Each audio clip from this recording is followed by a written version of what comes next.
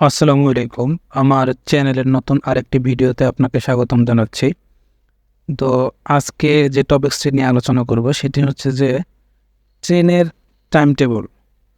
এখানে ট্রেনের time table বলতে কিছুদিন পূর্বে আমি বাড়ি থেকে আসতেছিলাম। তো আসার সময় যেই ঘটনাটার সম্মুখীন হই সেই বিষয়ে একটু আলোচনা করব এখানে।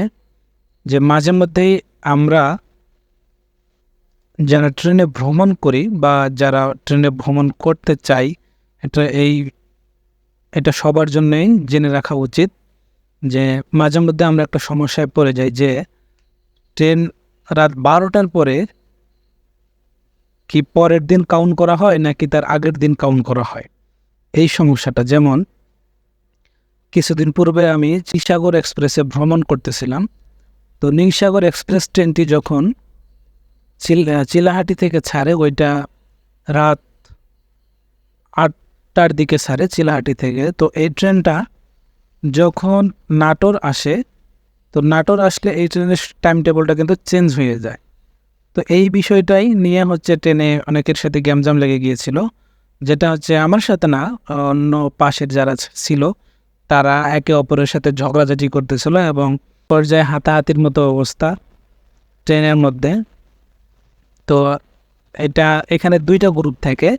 এক গ্রুপ বলবে যে যেদিন ট্রেনটা ছাড়ছে ওই তারিখের টিকিট হবে, আবার আর এক গ্রুপ বলবে কি যে না, যেহেতু রাত 12টা হয়ে গেছে তাহলে এটা পরের দিন কাউন্ট করা হবে। তো এই সমস্যাটাই আজকে আমি এখানে সলভ করার চেষ্টা করব যে আমরা যদি প্রথমে এই যে বাংলাদেশ রেলওয়ের যে ওয়েবসাইটটি আছে, টিকিটের যে ওয়েবসাইটটি, এইখানে প্রথমে আমরা লগ ইন করি। লগ ইন করলে এই যে আমরা এখানে দেখব, একটু লোডিং হচ্ছে, এই যে বাংলাদেশ রেলওয়ে, হ্যাঁ, এখান থেকে এই যে টিকেটের যে ওয়েবসাইটটি আছে eticketRailway.gov.bd, তো এইখানে যদি আমরা লিখি ফরম চিলাহাটি টু হচ্ছে ঢাকা।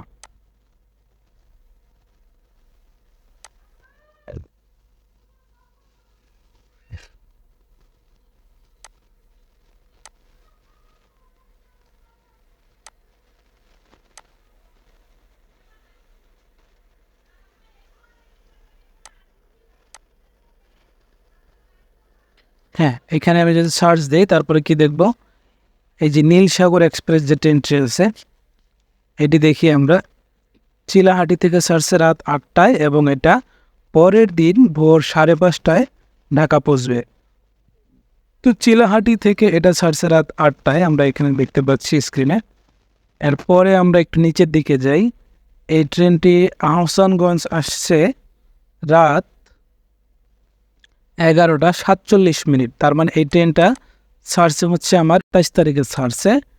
এখন আহসানগঞ্জ আসছে এই ট্রেনটা 11টা 47 মিনিট, তাহলে এটা 27 তারিখ রাত 11টা 47 মিনিট। কিন্তু এই ট্রেনটা যখন নাটোর আসবে রাত 12টা 10 মিনিট হবে। তার মানে এটা কি 12টা 10 মিনিট, যেহেতু এই সময়টা কিন্তু পরের দিন অর্থাৎ 28 তারিখ বোঝাবে। এই সমস্যাটাই আমরা ফেস করি মাঝে মধ্যে যারা ভ্রমণ করি। যারা জানেন তাদের জন্য ভালো, যারা অবশ্য জানেন না একজনের সাথে শুধু শুধু তর্কে জড়ান, মারামারি পর্যন্ত হয়ে যায় এই বিষয় নিয়ে, তো তাদের জন্য এই বিষয়টা জেনে রাখা উচিত। দেখেন ওই ট্রেনটা, নীলসাগর এক্সপ্রেস ট্রেনটা যখন নাটোর আসবে, এখানে কিন্তু টাইম দেওয়া রাত 12টা 10 AM, নট PM। যেহেতু AM আসে, এটা 27 তারিখে ছাড়লেও পরের দিন যেহেতু রাত 12টা 10 AM হয়ে গেছে, এইটা হবে 28 তারিখ রাত, এই যে 12টা 10 AM অর্থাৎ হবে 28 তারিখে। এটা এটা আমাদেরকে খেয়াল রাখতে হবে। এবং এই ট্রেনটা দেখেন ঢাকা আসবে 5:30টায়, অর্থাৎ 28 তারিখ ভোর 5:30। আপনাকে ইন্টারন্যাশনাল যে টাইম আছে ওইটা অনুযায়ী খেয়াল করতে হবে। আবার এখানে যদি খেয়াল করি যে 27শে জুন 8টা PM টু 28শে জুন 5:30 AM। আশা করি মোটামুটি বিষয়টা ক্লিয়ার হয়েছে।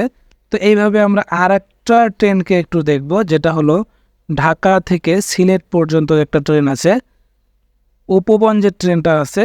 এরকম কয়েকটি ট্রেনই আছে এই সমস্যাটা ওই ট্রেনগুলোতে হয়। তো যেমন ঢাকা থেকে সিলেট যদি আমরা দেখি, ঢাকা থেকে এখানে সিলেট পর্যন্ত 29 তারিখ দিলাম। এই যে উপবন এক্সপ্রেস যে ট্রেনটি আছে আমরা দেখি, এটা কিন্তু ঢাকা থেকে ছাড়বে হচ্ছে রাত 10টায়। 29 তারিখ খেয়াল রাখেন, এটা 29 তারিখে ছাড়ছে এবং এটা সিলেট পৌঁছবে 30শে জুন ভোর 5টা AM। তাহলে এখানে দেখেন এই ট্রেনটা যখন নরসিংদী আসে তখন 11টা 9, ভৈরব বাজারে 11টা 40। এটা কিন্তু 29 তারিখ হচ্ছে, 29 তারিখে ছাড়ছে। আবার শায়েস্তাগঞ্জে যে এই ট্রেনটার সময় হয়ে যাচ্ছে 1টা 22, তার মানে এটা হচ্ছে 30 তারিখ 1টা 22 AM। ঠিক আছে, আপনি যদি 29 তারিখে এই ট্রেনে উঠেন, মানে শায়েস্তাগঞ্জ থেকে উঠতে যান, তাহলে কিন্তু ওটা আপনার 30 তারিখ হয়ে যাবে। আশা করি বিষয়টা ক্লিয়ার হয়েছে। তো ভিডিওটা এখানেই শেষ করছি, ধন্যবাদ।